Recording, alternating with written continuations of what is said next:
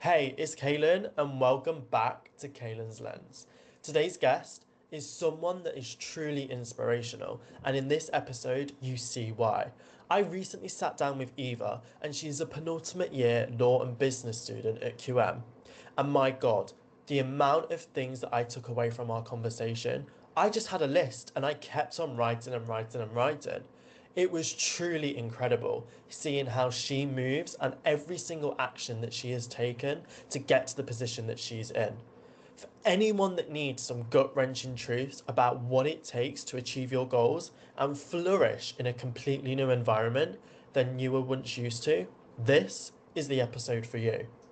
I am incredibly honoured that Eva allowed me to share her story on Kalen's Lens, and I am so incredibly privileged to welcome Eva to Kalen's Lens. Eva, welcome to Kalen's Lens. I am so happy that you are joining me today in today's episode and all of the information and your insights that you're going to share.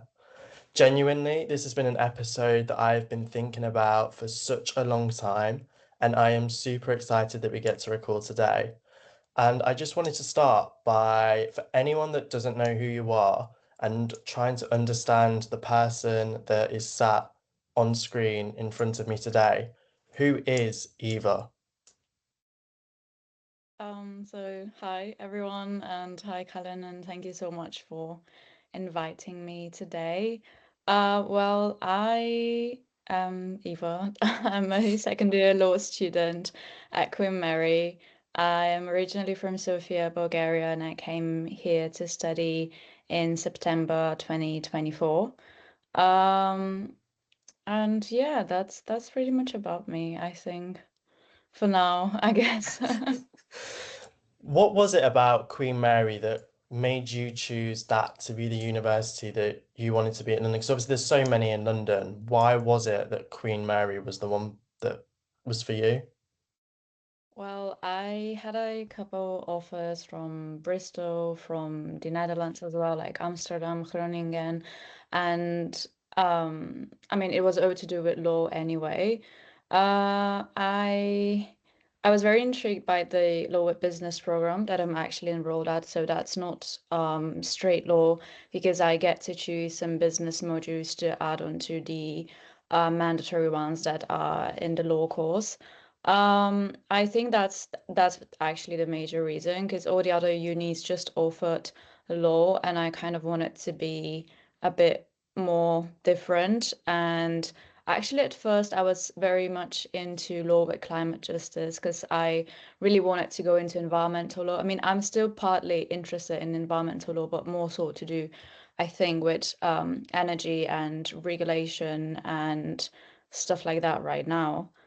But it was ultimately just for this business side, I think. And Queen Mary is the only university to offer such sort of business or climate justice or politics or I think international relations as well. So that was quite interesting. And also because Queen Mary is a very international university itself. So I looked at some statistics, and I think up to date we have around 48% of our students who are international. And as an international student myself, like I knew I wanted to go into an environment where I would fit in and like would be able to find some different people, yeah, from different backgrounds, cultures, who have just more varied experience for me to learn from. And I guess these are two reasons why, yeah. Do you think, in terms of the sort of experience that you've had, that so far you have made the right decision of going to Queen Mary? I mean, yeah, I'm very happy with what we do at Queen Mary. Our School of Law is ranked eighth, I think, currently in the UK, um, for law, which is great, and I really love our campus. So I think yeah, it definitely lives up to my expectations, and it actually goes a bit beyond them, to be fair.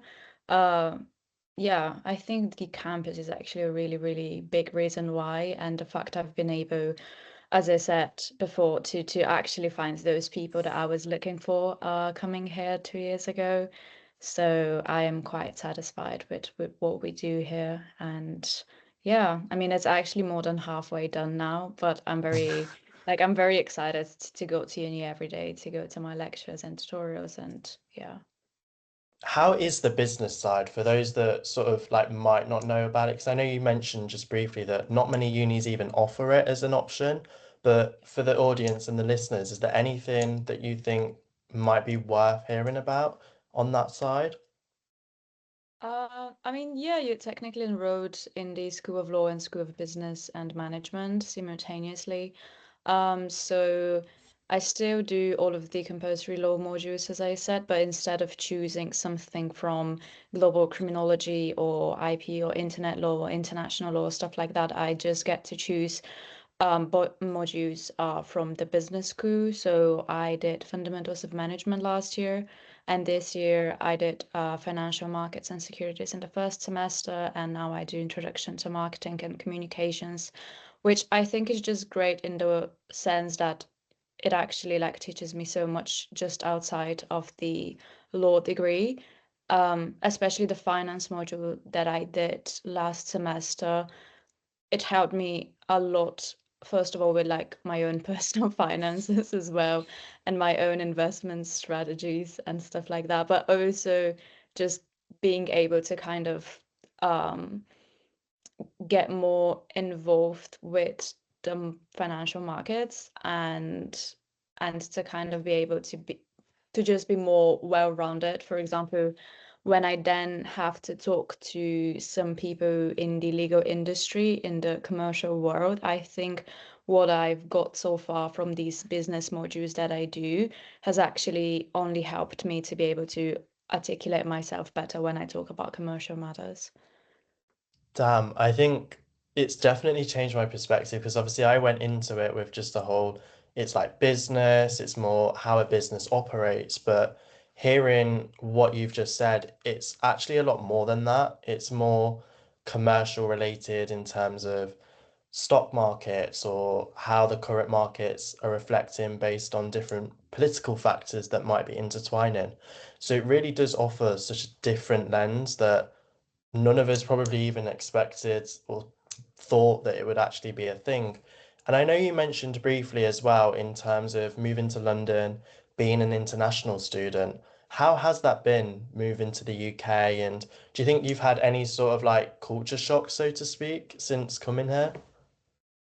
Well, there were definitely like some culture shocks because the UK is nothing like back home. Um, I guess I I mean I was very fortunate to be welcomed into the Queen Mary community, if that makes sense, just because when we all moved in from different countries, we all started with this Freshers Week where we just had like some introductions going on, some parties, some festivals, things like every day there was something going on campus. So I moved into my accommodation. I think I spent probably the first 2 or 3 weeks just probably around campus and around Queen Mary until like I actually, went out there to central London. Um, but I mean, it still is very different, but I'm definitely more accustomed to it. And I feel like I'm starting to like it way more than I did last year. And definitely in some aspects more than how the situation is right now in Bulgaria. So I'm very optimistic as of now to actually, I mean, I'm so adapted to this culture as of now that I am quite positive that I want to stay here for a bit longer. Do you think London's always been somewhere that you've dreamt of going to in terms of seeing it? I don't know how, like you came about, obviously wanting to move to London. Is it something you've always dreamt of, or is it just because the degree and everything kind of aligned? It wasn't only for the degree, that's for sure. I mean, as I mentioned, I had the opportunity to go to Amsterdam as well, so I was kind of yeah, I was kind of debating back then whether I should go to London or Amsterdam, but it was actually my aunt who told me just go straight to London because it's the big city and you are a city girl and you need the big city and you need like this space for your dreams to flourish, for everything to come true and stuff like that. So she was really an inspiration for me back then to actually pursue this. And then actually I found this, I have it somewhere around here. There's small picture of me taken from my first time when I was here with my family, which was back in 2019, I think. And it's Oh, actually wow. on the back on this picture where I've written, like back then when I was, I think, 16. Yeah, I was probably around 16 back then. But I had written on the back of that photo that it's my dream to come here again. And like I had totally forgotten about this until I found this picture and took it with me when I came here. But then I just read it and I had actually like manifested myself coming here again. So it was, yeah, I guess it was a sort of a subconscious dream if that goes back to your question, but I am definitely very happy to be here. Wow, I just think thinking back to 2019 and how you manifested, not manifested, but sort of had that one little picture and didn't subconsciously realize, for instance, like 4 or 5 years later, and then all of a sudden now you're sitting living that dream that that version of you wrote. Do you think it's helped you being in London, or do you think it's may have changed you for sort of in any worse ways or any better ways, or like how has it changed you in a way?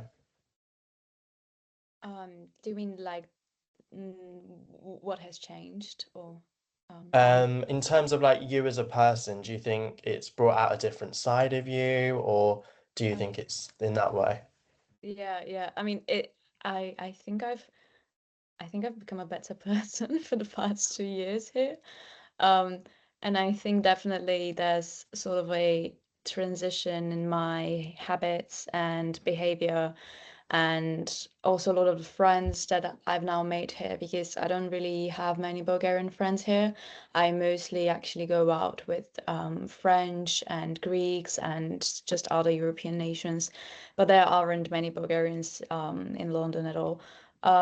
So I've definitely changed in the way that I interact with people just because the people I interact with are fundamentally different. Even though they also may come from Europe, we are still very different. Um, and yeah, I think, as I said, I think I've grown for the better. I definitely have built some habits on my own here, just having to carry about having to care about myself and just everything. Like it literally just goes down to like basics at home and different chores and groceries and cooking and stuff like that. But I think this genuinely has made me more reliable on my own self. So I feel great about taking that initiative. Yeah. And I know I speak in my podcasts a lot about habits and sort of daily routines and structures that I've implemented to intertwine into my life that's made me a better person. And we all know like how strenuous law school can be, how intense it can be and everything. But what sort of habits have you adopted since being here that you think have made you a better person? Well, I I definitely go out more, but not in the sense of partying, actually, just going out for walks, for workouts, for running or jogging, or to meet some friends. And I think I've just become way more active with my lifestyle here. Like if I go down to like very, I guess, more niche stuff. I mean, I've definitely started to go to bed a bit earlier, to wake up a bit earlier. I am very good with my eating habits here. Then I mean, it's everything is different in because I think I took the initiative to actually make it how I want it to be and how I actually like it. So, for example. yeah, whether it's working out or going like out for coffee after school or stuff like that, or even like with events and societies, like all of this, I've done it myself, and I know that no one could have made me done it if it wasn't just for my own initiative. And yeah, I can't really like think of any specific like daily habits because I'd say as much as I like my routine, I also do a lots of different stuff every day. Um, so I can't really say that any morning is just the same or any lunchtime or any evening time. So I guess yeah. But I mean, like doing the basic stuff. Like for me, this is basic, but for me, just being healthy overall, reading, journaling, meditating. For me, this is just so core that it's kind of like basic stuff to do. So I do really recommend to everyone to be willing to spend more time with themselves.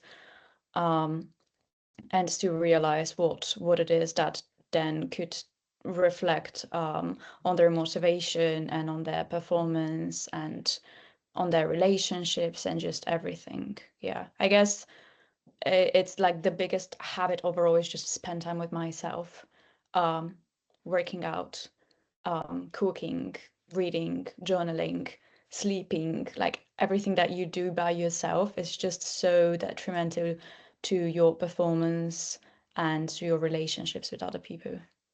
I think you said that so perfectly in terms of just the basics. I think Yeah. everyone forgets about the basics of making sure that you get your 8 hours of sleep, making sure to work out, have those social time and relationships, but also eating healthy because there's so much in the news about ultra processed foods and whether they're good or, well, they're not good, but whether how much you should have them in your diet, so to speak. And I think it's very clear from everything that you've achieved so far since being in London and before that ever since you've made these changes, things have started to change for you and things have started to happen. And I truly, truly believe that if you didn't make these changes, am I right in saying in the things that you have done and continue to do, would they not have happened without those changes? Yeah, yeah. I mean, you are absolutely right. Like I definitely feel in my prime years right now, and it's probably because of these changes. Um, yeah, I mean, I do get very big amount of sleep these days, especially.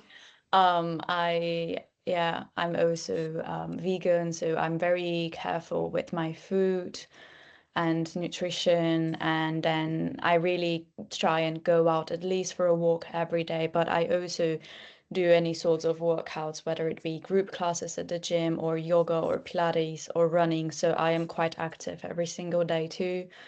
And then at the end of the day, it would always just come down to some downtime, some reading, some journaling, some meditating, just reflection on how your day or your week has been so far. And then it does have a consequence on everything that you do afterwards, for sure. I think it's just really inspirational to hear that just having the sort of like small little habits and kind of stacking them and doing them daily equals consistency, and consistency equals better performance. One thing that I was wanting to know is that do you notice that difference of when you don't get enough sleep or you don't take care of your body and your health and your food, that there is a difference in your productivity levels as a result? Yeah, with sleep, definitely. I really love my sleep. So, so I mean, when I sleep 8 to 10 hours a night, I feel great. If I sleep less than 8 hours, I truly don't feel great. I've never been into pulling all-nighters to study for exams or stuff like that. So I guess I'm just very intentional with the time that I allocate to different things. So for example, um, yeah, I mean, I genuinely do allocate 8 to 10 hours of sleep every day, and then I'm intentional with my food, as I said, with my breakfast and my lunch and my dinner. So I know that each of those like take up like half an hour or an hour to do, and I actually am am putting away this time even on my calendar to make the time to do this thing and then to do it like very well, like really, when I actually go to bed, that means I'm not on my phone, and then in the morning I'm also not in my phone for at least an hour or two after I wake up. um and like similarly, when I go have breakfast, like, I sit down at the table, I have my breakfast, there is no distraction. I never watch to any videos or any TV or YouTube on my phone while I eat. And I think this is really important, that kind of students should realize more how firstly they do need their sleep. And secondly, they like everyone just has to be a bit more present with everything that they do. And it goes again to walking. So, for example, what I practice is, I mean, it's a term. It's called like mindful walking. So I never listen to any music. I was very intentional actually with not buying any mobile data when I came to the UK. So I don't have data and I don't have any memberships on Spotify or YouTube or anything like that. So when I walk, I walk. When I run, I just run. Like there is absolutely no need of any distractions that would then have consequences, as you said, on your behavior and on your performance. So just trying to do like to allocate the time that is actually required for all of these different things throughout the 24 hours that you have in your day, and to be present in all of these activities is what works out for me best, and it's what I've actually came to realize just this year. And it's totally like scaled me up a lot with then my performance and my achievements at school, or with any work experience that I've got, or with my relationships with my family and friends and everything, really. I'm just, as soon as I'm literally just taking notes at this point because I'm just like, I thought I had my like shit together, so to speak, with, getting 8 hours of sleep and that. But then just hearing about, okay, right, well, I need to stop watching YouTube or stop going on my phone whilst I'm like eating and actually just being present, because I've just hearing that being present in whatever task you're doing, it really allows you to just focus in on that one task and actually enjoy it more. And that's completely like changed even my perspective on, if I'm going to go to the gym, not taking my headphones, not doing anything, and just solely focusing on that routine. I'm just like, whoa. And even like when you say just making sure to plan in when you're actually going to eat, I think that's life changing, because a lot of the time as students, everyone forgets, oh, you know what, I'll just eat as and when, it's fine. But it's actually scheduling in that time to make sure that you actually eat healthy, because you're going to eat something that you've actually planned about or thought about, instead of ordering some at fast food from McDonald's or anywhere like that. And you can actually make sure to have the ingredients in and ensuring that everything goes well. But also another part that when you were speaking as well, is just hearing about no all-nighters. I couldn't think of anything worse than pulling an all-nighter. Like last year, never want to do one, did not want to do one. This year, haven't wanted to do one. And I truly believe not pulling an all-nighter actually leads to better performance. Would you agree? Yeah, yeah, of course. I mean, I can't really say much more about how important sleep is. Um, but yeah, you're totally right about that. Yeah. I know you trialed briefly Whoop. Did you think it helped you in any way in terms of your sleep and your recovery, or was it something that just wasn't useful for you? Uh, yeah, I did enjoy the Whoop for a month. I got it on their free trial. My boyfriend currently has the boot membership for a year. It's yeah, it's been great. But I guess it kind of went a bit against my Apple Watch because I also like track everything on my Apple Watch. So it was kind of a bit too much for a person to have both. So I would recommend just stick to one, to either your watch or ring or Whoop or whatever there is out there currently. But it was, yeah, it was definitely helpful to see some statistics afterwards. But I would say it is made for a bit, I mean, it's definitely for athletic people. I'd like to consider myself athletic and sporty, but I guess it is actually made for highly athletic and performative people. But it's great to try. I mean, you actually do have the free trial for a month, which yeah, doesn't really cost you anything to try out. And I know just from hearing that it's all about being intentional. And like you said, tracking everything on your Apple Watch, it's down to the T of just how you live your life. Like it controls your life, but it also doesn't control your life. But seeing all the results, do you think in terms of everything, everything from habits to habit stacking to mindset to motivation, do you think the one core thing that's allowed you to do all those things is discipline? And if you weren't disciplined, none of the things that have happened in terms of being physically active, eating healthy, if you didn't have that one characteristic, it wouldn't be there. Yeah, I mean, discipline is huge. I didn't really like make the difference before. I mean, partly because English is my second language, but I didn't really make a difference much between like discipline and motivation. But now I realize that you actually have to have like these qualities of just being disciplined and a bit more resilient. And it's just very important. I actually thought about it this morning on my walk to the run to the park. So I was very lazy this morning to go run. I'm not gonna lie, but I have one mentor who told me action should always come before motivation. So just every time that you don't really feel like doing it at first, I just say to myself, action before motivation. So just do it, and then the motivation always will come in, and I guess this goes back to discipline, but basically I had it on my calendar that I would go for a run today. I have been doing it for the past month and I feel very great afterwards. So like I knew that I would be so disappointed in myself that if I didn't. And so even though I was kind of a bit lazy at first, like I took the action.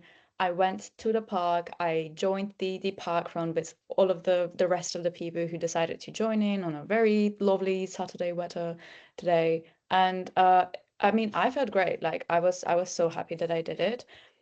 So definitely this speaks from discipline and yeah. Yeah.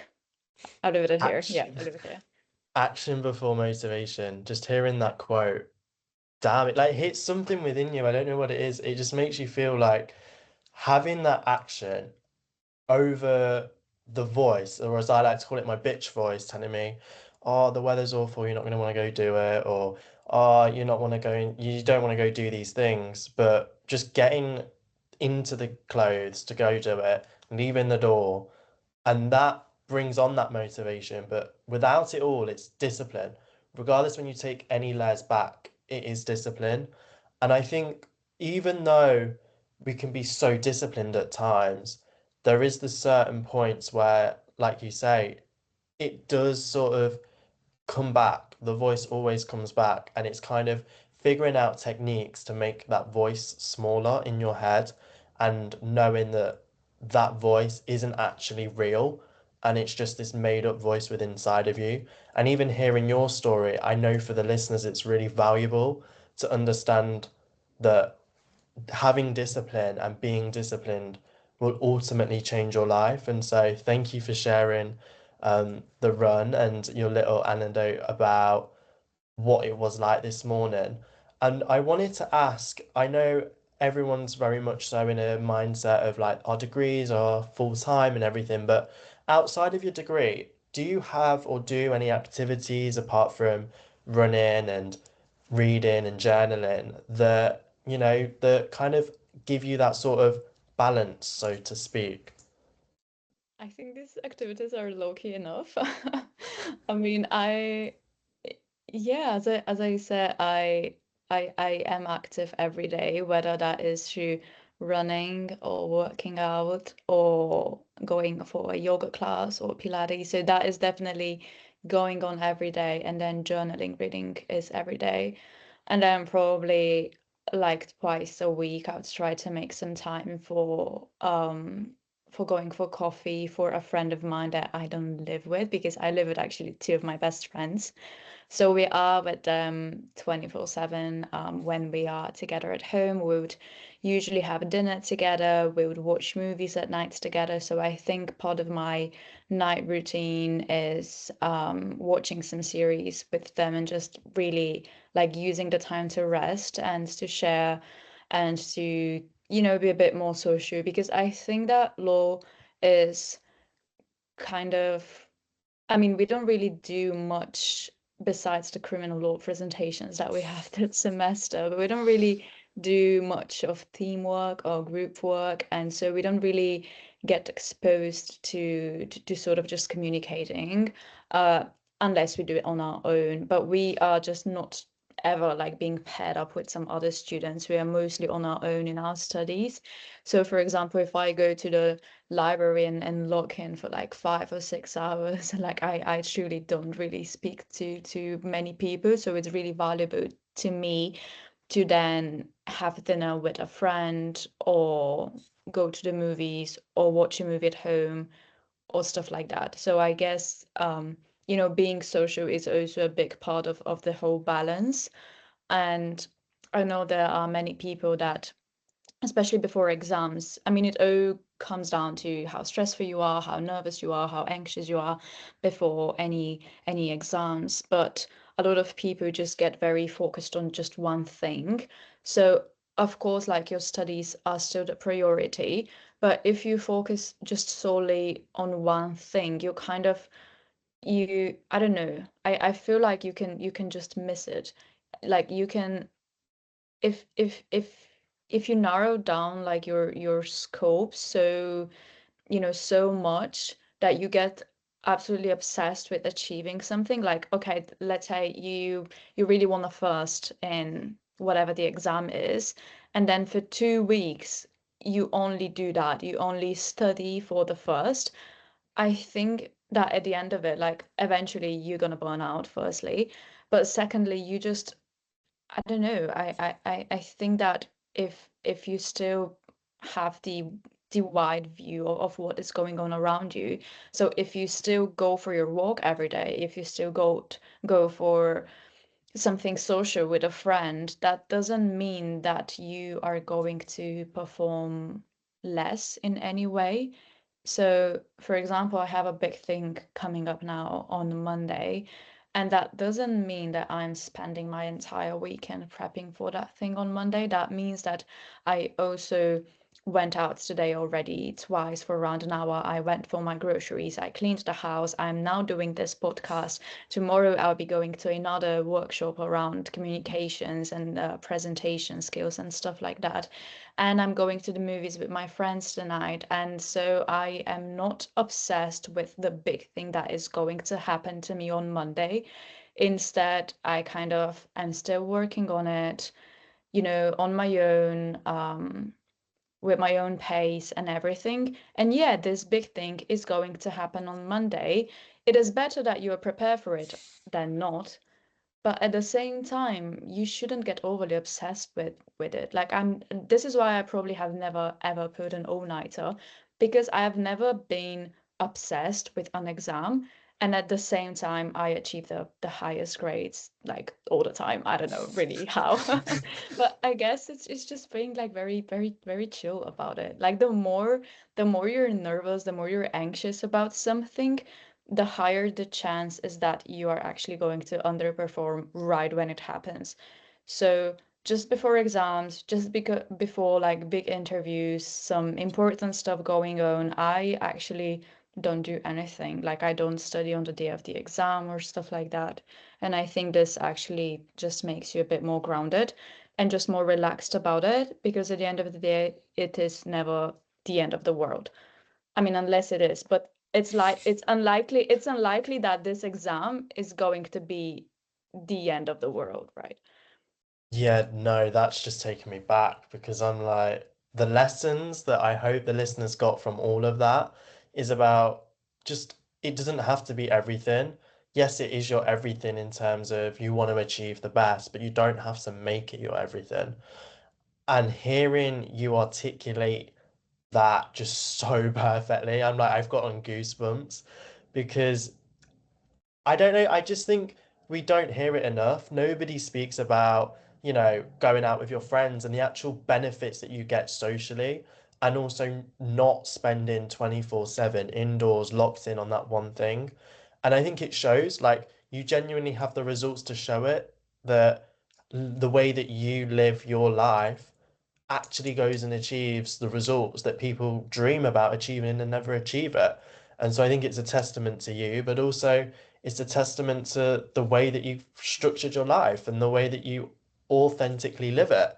But alongside that, and I know you've spoken a lot about the daily practices and studying, do you have any part-time jobs as well while alongside your degree at all?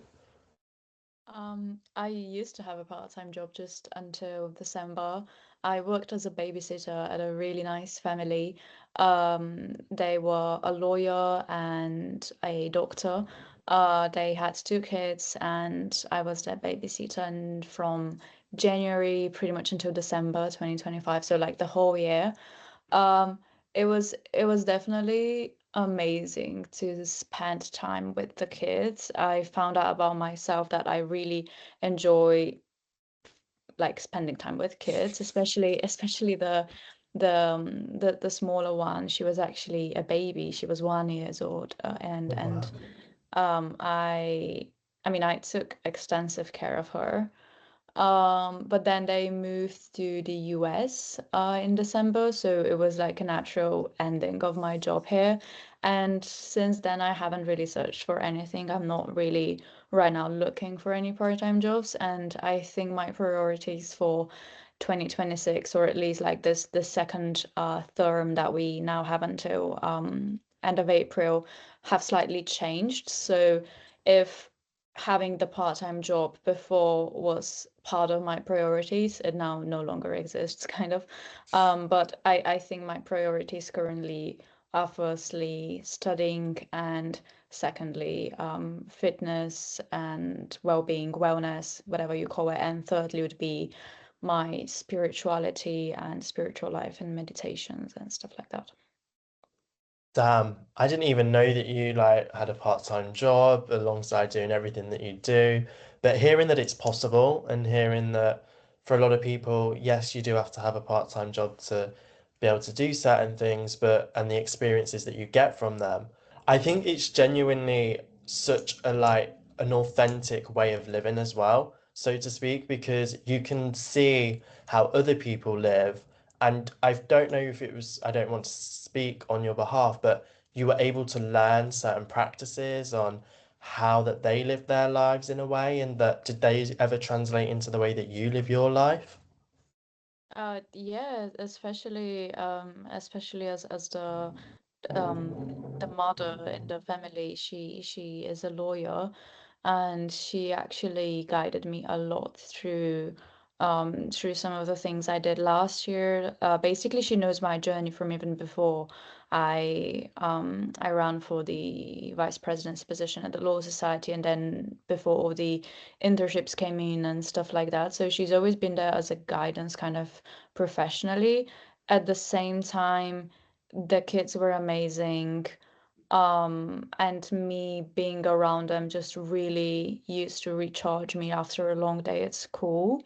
So similarly, like at this job, technically I wasn't really allowed to like use my phone or, I couldn't like be talking on my phone or listening to music or stuff like that. I was actually in the present moment, and it would go for a couple hours in the evenings usually. So I I was again like very present at the time that I was spending with these kids, especially because they were aged 1 and 5 and they didn't have phones. So I just naturally learned how to spend a couple hours of my days without having to look at my phone and just being 100% focused on them. And I actually learned a lot through these kids, I'm not gonna lie. Like even though they didn't really talk much, I learned like so much about myself, and I definitely became way more patient. Yeah, I think in terms of patience, I'm definitely more patient since that experience. But yeah, just doing a part-time job besides your studies is definitely doable. I guess it doesn't have to become though your first priority, because basically like if you have like your main thing and your side thing, you should still be focused on the main thing if that is your studying right now, and then you shouldn't let the side thing become your main thing. So you should keep it as a side thing, as a part-time job, which is kind of side. Like you have to have the ability to end it, should you have to at any certain point. For me, it just happened that it ended naturally, and then I never looked for any other jobs or any other stuff to do. Besides the being the campus ambassador, which is, I mean, it's still, I guess, considered a part-time job, but it's definitely less hours, and it's a bit just less regular. It's just a couple hours a week usually. But I guess that's currently my part-time job.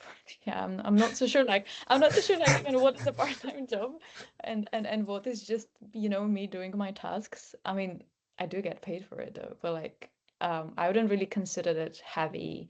Yeah, it doesn't really take me that much time on a weekly basis. I'm taking that one quote from you and just that one quote of it doesn't have to be your main thing, it can be your side thing. I think that's a lot for so many people. The part-time jobs do become the focal point, like they want to put all their energy, but it's recognizing what is the main thing. Is it actually, you know what, my part-time job is something I'm interested in? Or is it that I've got this other thing? So, for example, for us, our degrees, our careers, our lifestyles are our main things, and that doesn't then creep into becoming the side thing, the main thing. Because I know for myself, like I would make my part-time job the main thing of my life in certain ways, in terms of it'll just drown out every conversation I had, in terms of I just bring everything home with me. I've been moaning about this, and this, and it's actually when I changed my mindset to realize that's my side thing. Like I couldn't give an actual damn about what happened today. I genuinely couldn't care. I'm so more interested in what happened in my main thing. And it was by making that change that changes actually started to happen in life. And so hearing about you juggle so many different things throughout your life, for the listeners who might actually want to do more things, but they feel like, you know what, they kind of just don't have enough time, but we all have the same 24 hours in a day. What do you do that you use to structure your life? Is it sort of time blocking? Is it planners, calendars, or is it just your habits? Um, I guess it started with the calendars. I was never on reminders or notes though. It's just the Apple Calendar on my phone, but gradually it became habits. What I would recommend, again, I go back to sleep. So basically, if you do go to bed at around 10 and you get your 8 hours of sleep, you will get up at 6. And getting up at 6 is amazing to say the least. Like it's really great. Like you should do it. Because you just have so much time when you wake up early that usually, for example, when I have my lunch or around lunchtime, I'm quite tired. I mean, I would get another coffee by then, but like it kind of feels like I'm starting another day sometimes. So a lot of the times I would have like my first day from 6 until like 1 or 2 p.m. And then I have my second day from 2 until like 10. And by the time I get to bed around 10, I I'm not that exhausted. I mean, I'm still like, living, I'm out there. But like around 10, I'm just so proud usually of what I did throughout the whole day. And if you get to bed just thinking that you've had such a nice day, that you've lived today, that you have not only like existed, strolled around, yeah, like sure, go to class, watch some Netflix, do your homework eventually. But this is it, like if you don't go to bed feeling, yeah, like you have lived today, like you have lived a day of your life, it's not gonna like be very good and sustainable.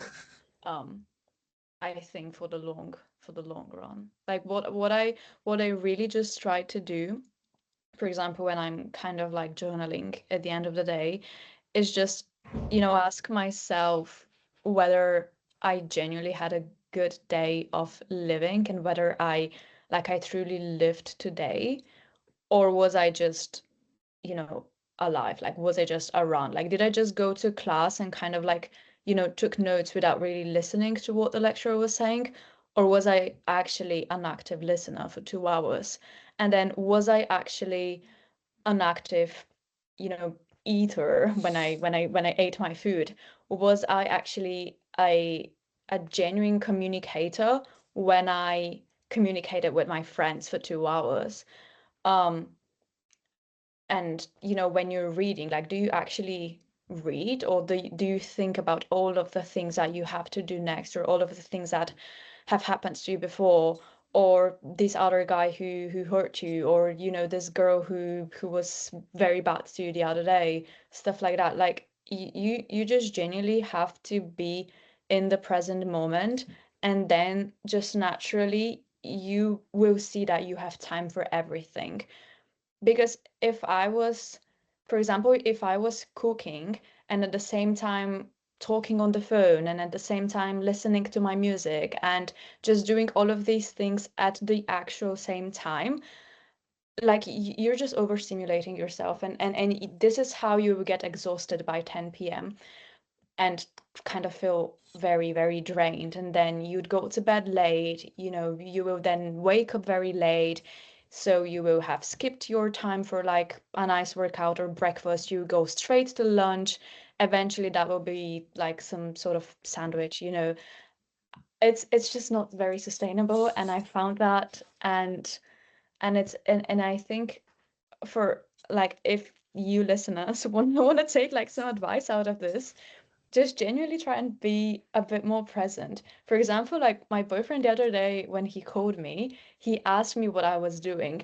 And I said I'm listening to music. And what listening to music meant for me was I was actually sat or like laying on my bed and I was listening to music on my speaker. And I was doing that. Like I was listening to music. This is it. Like end of sentence. Like I wasn't, doing my laundry, I wasn't doing my groceries and listening to music. I wasn't trying to read or journal or be on my laptop while listening to music. I was purely sitting on my bed and listening to music, and I really enjoyed the music, a little dance when I was listening to it. And it just goes back to absolutely every activity throughout your day. And then you will find that you actually have time for everything.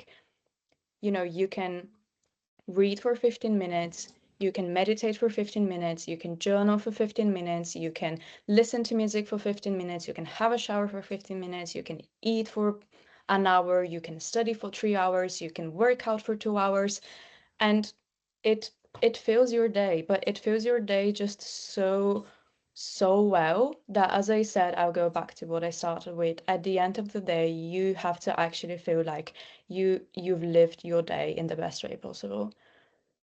Wow. Like, no, just wow. Because hearing just how the habits have stacked up for you and how it all goes back to the very beginning of just being intentional, intentional with every task that you do, with what you do with your time, hearing the sort of things of just like listening to music.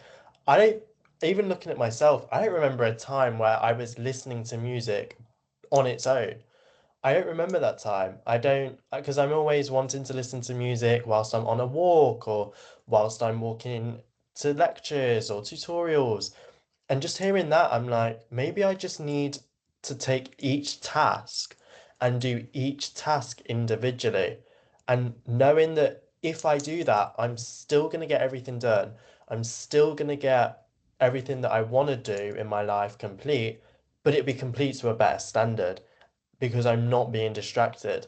And I think one focal point as well that you've just said so perfectly is not staying up too late, making sure to get your 8 hours, and waking up at an earlier point allows you to do more. Like hearing the whole, I'm starting my second day after lunchtime, like that in itself is just crazy because everyone's like, oh, that's it. At the end of the day, I'm not going to do any more tasks. I'm going to go home. Whereas it's now like you've got a brand new day, you've technically got like 700 days in the year now, and you're going to just be able to do so much more. And I know from my experience, me waking up way before everyone else is, not going on my phone as soon as I wake up, 5, 4, 3, 2 in 1, getting out of bed, practicing all these daily habits has transformed my morning routine, has transformed my evening routine, and it genuinely makes the mind feel rested. Like the mind feels at ease. You're not stressed, you're not overworking. And yeah, I'm just truly blown back by how many habits you've just gave, how many daily sort of steps you've given to the listeners. So thank you so much for sharing all of those tips. I'm genuinely, as soon as I finish this episode and when I start editing the episode, I'm genuinely just going to be writing these and taking all of these because I'm like, damn, if the listeners don't do them, something is going on because it's brutal, but it's the truth. Just hearing you tell us the truth, it's genuinely brutal. And it's like, oh, that actually shot a nerve. And I think as well, I know you mentioned briefly before talking about your part-time role and how you had a mentor in a way, but it wasn't a self-proclaimed mentor. Do you think people should be looking for mentors at all in terms of lifestyle and forming these habits or a mentor in law, or just do you think mentors are generally things we should be searching for? Um, yeah, I mean, I'm not so sure like whether you should like actively search for people around you to motivate you. I still feel like most of this discipline and motivation and taking action that we've talked about should come from within at first place. But at the same time, like you have to be open to, you have to seek some advice. Um, and I mean, that doesn't mean that I'm not watching like any YouTube or if I don't follow like any influencers. Like I've tried to reduce short form content like as much as possible because I'm not currently on Instagram or TikTok for the past couple of months now. But if you, I mean, I still go to YouTube and I still like follow a good amount of influencers. That doesn't mean that I am watching them absolutely every day or that I am taking notes down like absolutely everything that they say, because fundamentally we are different in the sense that we've grown up differently and we live in different places. Like most of them are actually in the US, or I mean, a couple of the influencers that I follow online, I guess, are in London, but like we just have different contexts. So I never like listen absolutely to 100% of what anyone actually tells me. But then, for example, at school and in law, I guess it's always nice to seek out for some advice of some older people who have gone through some sort of experience that you'd wish to have yourself. But at the same time, again, you shouldn't be 100% reliant on what they say to you. So, for example, I chose like in this application cycle that kind of is now over, but I was very intentional again with just not seeking out like specific advice on my applications from anyone. So it's one thing if I go and ask a couple students from Queen Mary, let's say, who have already secured their work experience. It's one thing if I go and ask them about their own journey, but that doesn't mean that I'm going to mirror it. And that doesn't mean that I'm now then going to like send in my application and ask them to review it, because ultimately I don't trust anyone besides myself fully. So I feel like I am the most credible person to kind of ask myself, like, what did I do? Like to kind of trust myself and my own gut feeling, my own experience, my own thoughts, what I've learned so far at school, outside of school, everywhere. But I kind of, I'd say in this regard, I kind of trust myself just a bit more than trusting what everyone else has to say. And I do prefer experience all the downsides and all the failures as well on my own and kind of learning from them on my own than asking uh asking for advice that much. I'm not too sure like which way is better because I know that there are lots of people who do ask for tips and advice, and I have a lot of students, especially in their first year, who do message me. I receive like daily messages on WhatsApp and LinkedIn actually about advice for how to get on with your first year, how to get on with your studies. But ultimately what I say to everyone is, you know, as cliched as it is, just be yourself and like just trust yourself and that you're going to do fine. And I mean, of course, like I can tell you the technique of going to bed early and waking up early, but if that doesn't work for you and you don't feel great doing it, I mean, as I do, like that's fine. Like that is totally fine. Like if you prefer, you know, still waking up relatively late, but you still feel like this is the most productive um being of yourself, that is still fine. Like, of course, I guess there are some research, you know, that could probably, you know, statistically tell you that it's better to get up early. If we just grab onto this getting up early thing, of course, it's probably objectively better, but at the same time, even to this sort of advice, just don't listen to it like 100%. I'm not trying to disqualify myself here, like to discredit everything that we just said, but if I like every time that I listen to any sort of podcasts, YouTube videos, everything that is out there to motivate me to do everything, of course I learn a lot from it. I gain a lot from it. Like obviously I didn't just one day woke up and decided to get to bed early. Like I actually watched a YouTube video about getting to bed early and so I started. So I guess this was a pure copy paste of some advice I saw online, but at the same time just take it always with sort of pinch of salt and like some question marks and just trying it out first whether that would work for you. For example, I actually did try to wake up earlier than 6.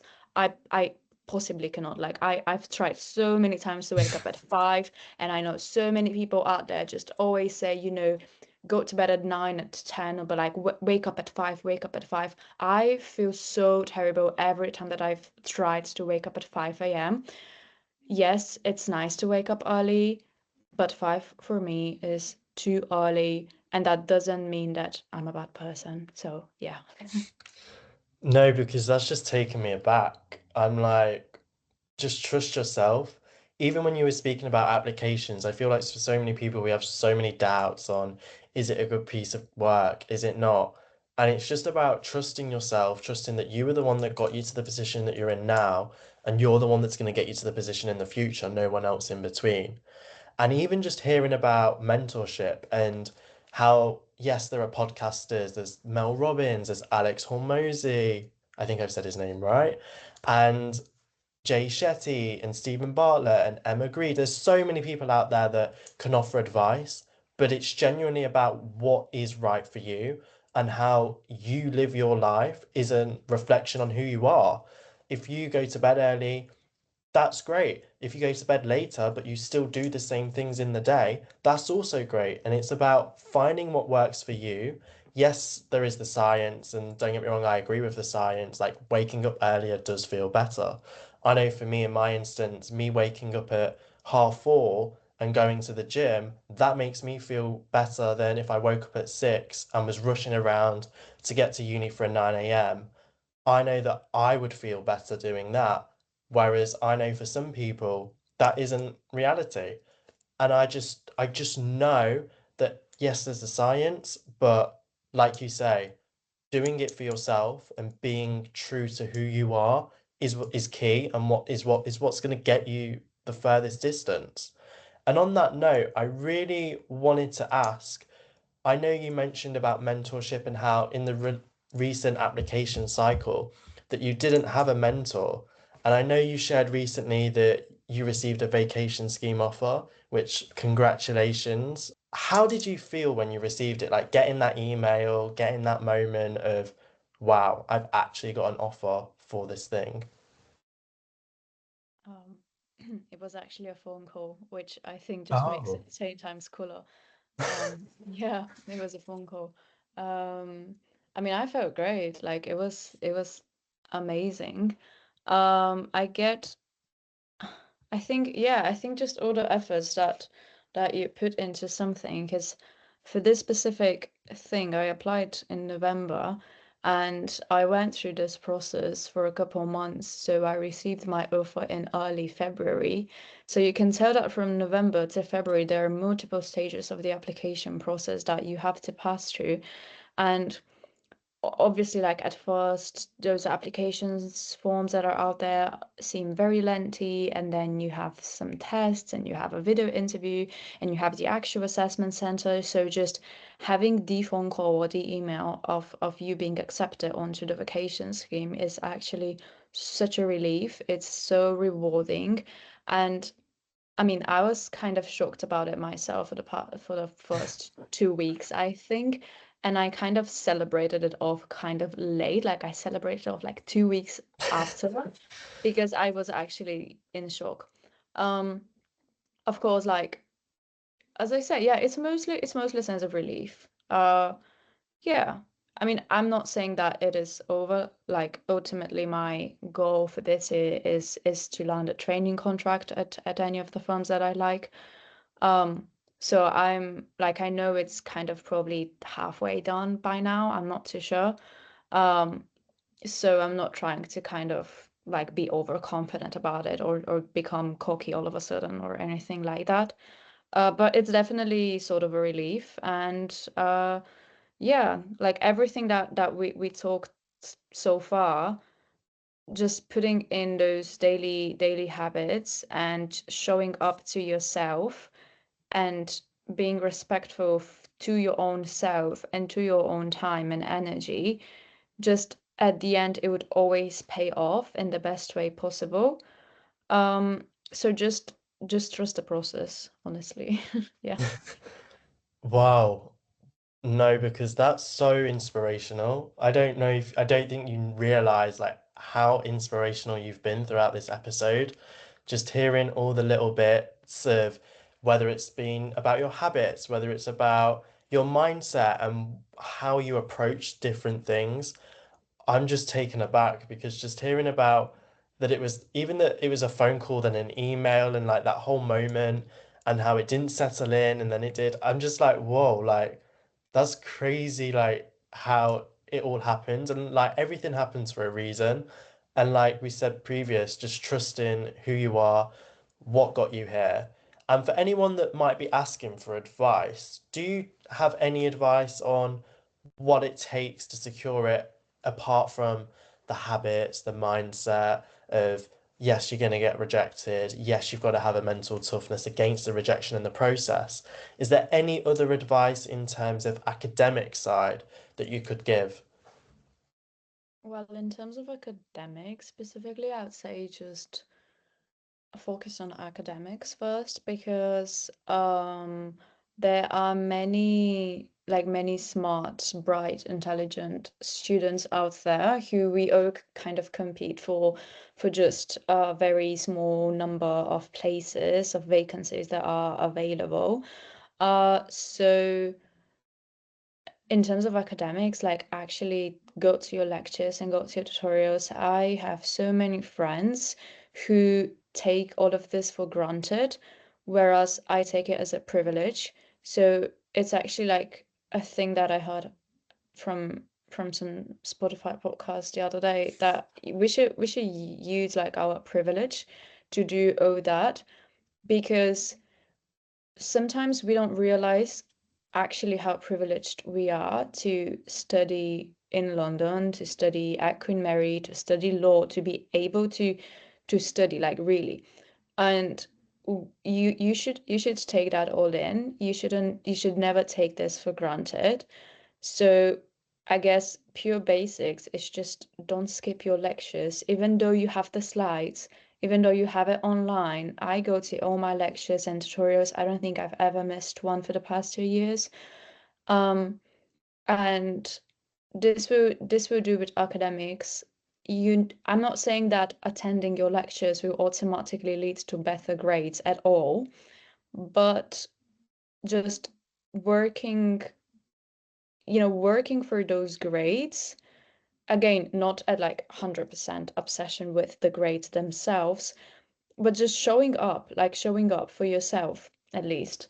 And I think, yeah, I think this has to do with academics. In terms of like applications for vacation schemes, like specifically, yeah, you're right that rejection should never let you down. So I've applied to 14 farms this year and I've got 3 assessment centers. So 3 out of 14 is a good number, but like low-key low as well. So you shouldn't like be taken aback from any rejections, especially if they come at a later stage, because most of my rejections were after video interviews or tests. Um, so like you should never feel like down about it, because the right firm, like if you want to be a solicitor, the right firm will always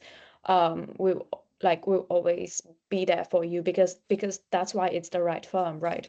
And like what is yeah, I have a really good friend that just always repeats what's meant to be will find its way. I guess I'll say it right now, because at first like I was very like very obsessed with kind of just getting anything, like getting any sort of vacation scheme, getting any sort of work experience, part-time job, whatever. But as I've learned so far to be more intentional with the stuff that I do, I now am in the position to choose what I want to do. So I choose my firms, I choose my jobs, I choose what I want to do with my time and how I want to distribute it to socials or myself or different things that I do throughout the day. And I think that's key to realize. And once you've got this, then it kind of all feels more natural and easier in a way. And yeah, you take rejection easily. I think I take rejection very, very easily. You should like never give up or anything. Um, so yeah, yeah, but it does go back to this action that we're taking, and this discipline and resilience, and the fact that even though you've been rejected from couple or multiple places, that doesn't mean that you don't have the potential. And once again, you obviously do have the privilege, because there are people out there in the world who are way, way less privileged than we all are at Queen Mary. I'm now generalizing, but we all at Queen Mary have the privilege to be here. So don't take it for granted and just learn from this experience. And then when you go to your job, when you land your vacation scheme, when you land your training contract, whatever, learn from it. Don't take it, just to boost your own ego. Don't think that the fact you've got your training contract is any sort of a factor for you to boost your ego, to or anything. Don't think that the fact you be a partner one day and make 4 million in a year means that you have to spend them all, or to raise your lifestyle a lot, or to kind of, yeah, to become an overspender, to shop more, to kind of immerse yourself in material stuff. I don't think that's the go, at least. So Just you keeps giving so many little sort of like messages of just inspirational things. I'm just like blown away every single time, because even if you don't realize just all the inspiration that you're feeding to us, it's just damn, like I just end up speechless anytime you're speaking, because whoa, like each incremental part, even when you're talking about rejection and what it actually takes to be rejected, but also privilege. And you are so right about privilege. Like, I completely agree because at the end of the day, we are privileged. We're living in London, we're safe. Even today, when there's like a war going on down in the Middle East starting, and just knowing that we're safe and that we're in a privileged position right now, we're also privileged compared to so many other kids that might not be able to achieve or have that ability because there's so many different financial constraints or their location might be rough as well. So hearing that, you know what, you are privileged in the position that you're in, and to the listeners, just knowing that wherever you are, whoever you are, you have a privilege. You may not realize you have a privilege. And it's understanding that, yes, that privilege is going to get you somewhere, but it's what you do and it's how you do it that allows you to get to that place. And it's elevating from that privilege to the next level, but also staying humble and like don't forget about what it was or the materialistic side that might come with it. Because at the end of the day, that's not a reflection on who you are to the core. That isn't. And it's who you are to the core that's the real thing that's going to get you there. And moving to sort of closing towards near to the end of the episode, I know you touched on it briefly of being the vice president of our law society. You were also the former Stephenson Harwood brand ambassador. I wanted to ask, what have those two leadership positions taught you? Well, first of all, I'd say good time management skills, like even better time management skills. Um, Also communication with students, with lawyers, so with professionals at firms. I think I've learned to kind of be more serious at certain situations because I usually don't really take myself that seriously.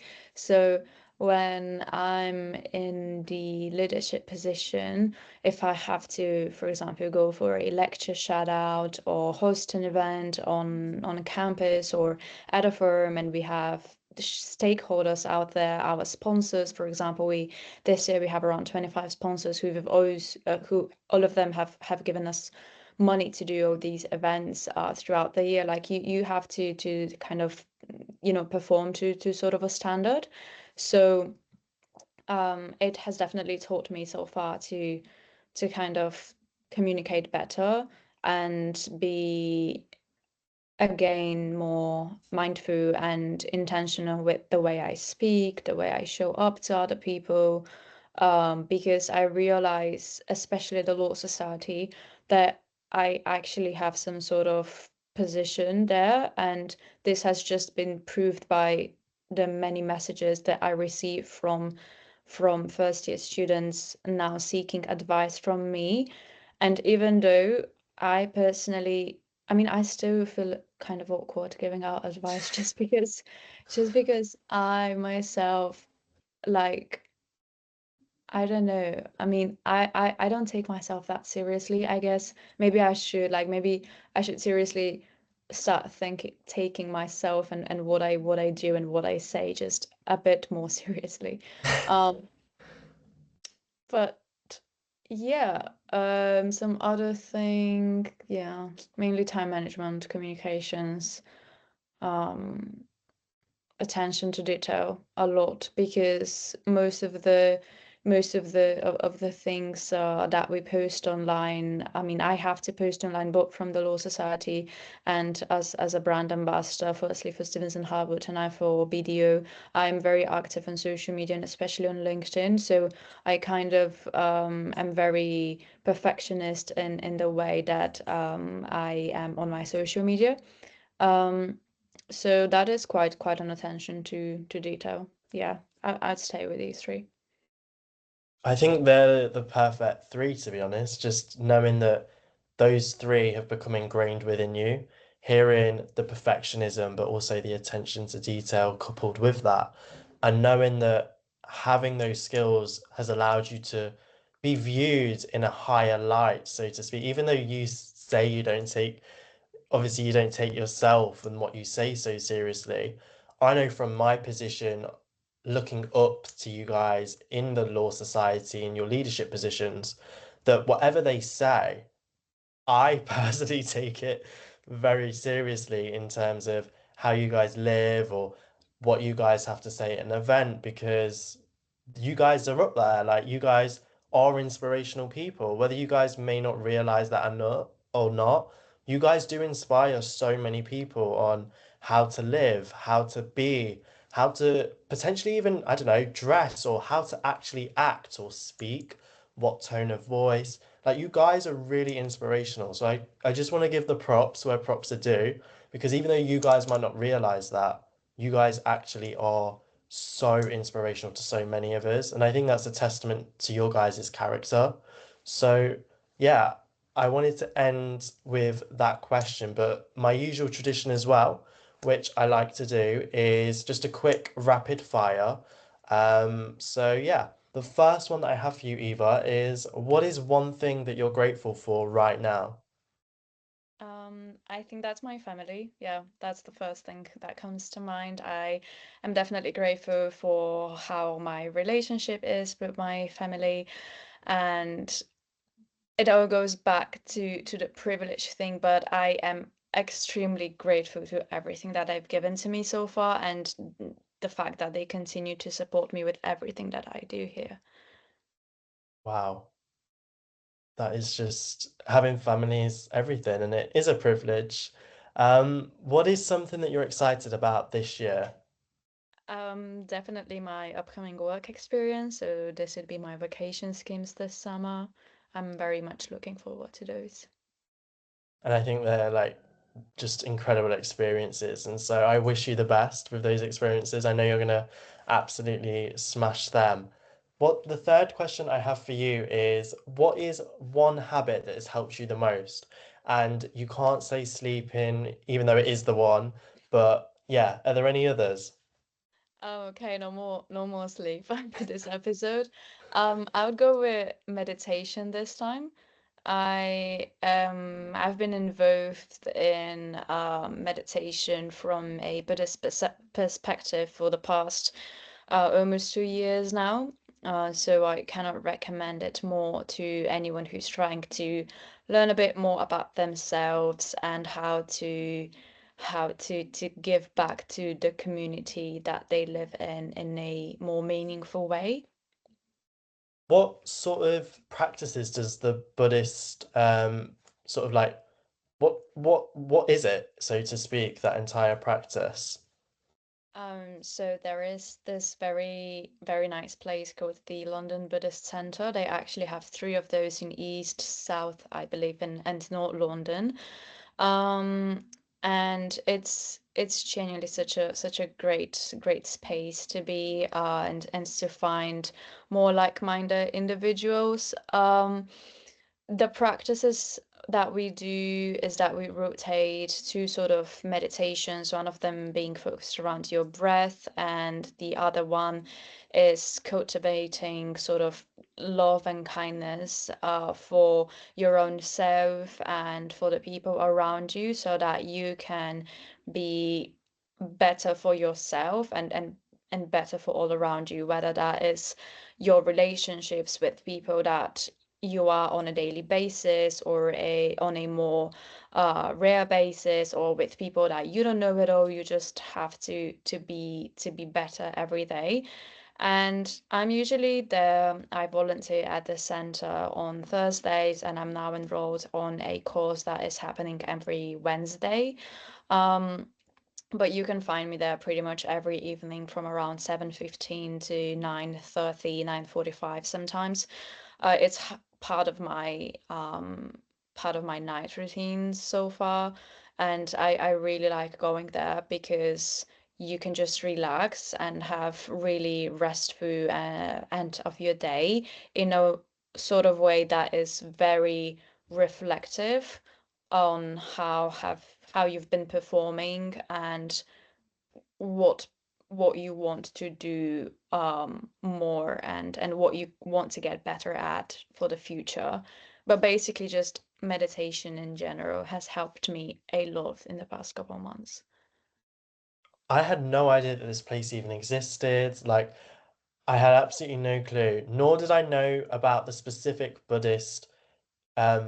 Buddhist meditation practice itself. Like, I had no clue that it even existed. So thank you for like genuinely giving a lesson on it. And I know you could probably talk forever and ever about how much it's helped and how much clarity it's given you. So, yeah, thank you so much for sharing that. I'm gonna have to check out the place because it sounds incredible. And knowing that there is one as well in North London, which is perfect for me, like, yeah, I'm definitely gonna have to check that out.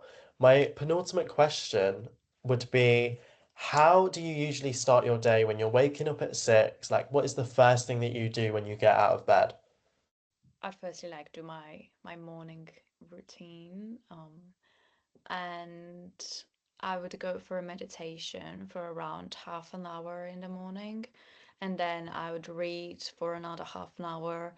I would do a workout for an hour. I would have breakfast, and then I'd get ready for school. Yeah, that's sort of it in a rough.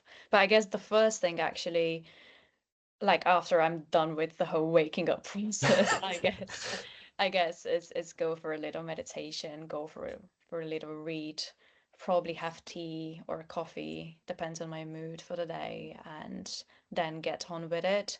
And I like also starting with sort of a task that is not heavy, so something that has to do with some, for example, brand ambassador stuff, or just check out my emails, or for example, take the lecture schema or the lecture slides that we're going to then have, and copy that onto my notes, like something that doesn't really require like much thinking, but it's just a task. So I'd like to start my day with thinking of these smaller tasks and then moving on to, more substantive tasks. That sounds like the perfect morning routine, to be honest. You've got the meditation and you're reading and you're making sure to eat. Like, damn, that is just like, I might have to steal some of the reading it then because I'm like, I personally try to make it a thing of reading half an hour before I go to sleep. But maybe I need to actually do it in the morning because sometimes I do genuinely miss it and I missed that. So thank you for that. I'm definitely going to take that tip, and I hope the listeners do too. My final question that I have for you, in just one word, what could you say is that word that describes your current mindset? I guess I would go with mindfulness. Yeah, just be intentional about what you do, what you say, who you spend your time with, um, being more present at every single moment so that you can realize that you actually have a lot of time on your plate. Um, and yeah, yeah, mindfulness. That is the perfect word to end the episode. Thank you so much, Eva, for your time, but also your passion throughout this episode. I feel like you genuinely are such an inspiration to so many people. And I hope that the listeners take the time to hear your story, but also take the lessons of intention, mindfulness, knowing that you have a privilege, and hearing just the daily habits that you use that has elevated your career, that has gotten you into the position that you're in now, where you're thriving, you're flourishing, you're in your prime, so to speak. And I really hope that they listen and they value them so much as I valued them today. You genuinely are an inspiration, and I wish you all the best with your endeavors, your vacation schemes this year, and everything that you continue to do. I just know you're absolutely going to smash it. Thank you so much, Eva. Thank you.